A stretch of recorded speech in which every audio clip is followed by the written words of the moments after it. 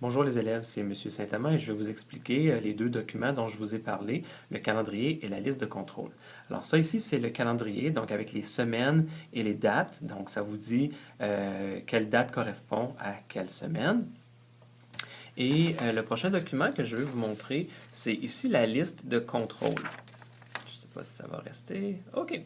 Donc, la liste de contrôle, en fait, qu'est-ce que c'est? C'est pour vous indiquer les travaux que vous devez faire. Regardez bien ici, ça c'est unité 1. Donc, dans l'unité 1, vous avez à gauche les activités. Vous pouvez voir activité 1, 2, 3, 4, 5 et 6. Le travail à faire, ça c'est vraiment important. Ça vous dit qu'est-ce que vous devez faire dans cette unité-là. Donc, pour l'unité 1, ça vous dit lire tous les contenus et faire l'évaluation 2. Donc, dans l'activité 1, il y a une place qui ça dit évaluation 2, vous devez le faire.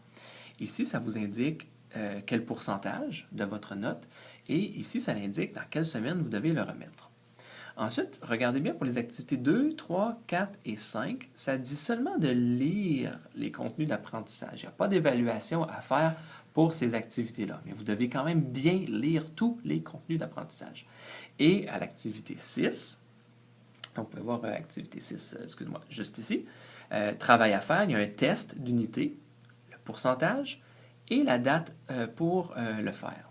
Les dates sont à titre indicatif. Si vous voulez tout faire l'unité 1 dans la première semaine, ce n'est pas un problème.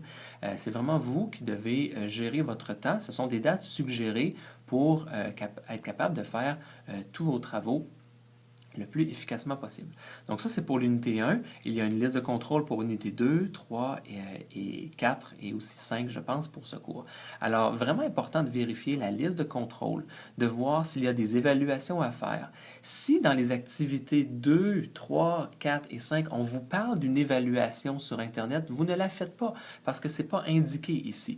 Vous devez vraiment juste faire les évaluations qui sont indiquées. Évaluation 2, ici, c'est le test d'unité. Il faut vraiment toujours regarder la liste de contrôle. C'est ce qui vous dit quoi faire. Alors, j'espère que c'est plus clair et si vous avez des questions, vous pouvez me contacter.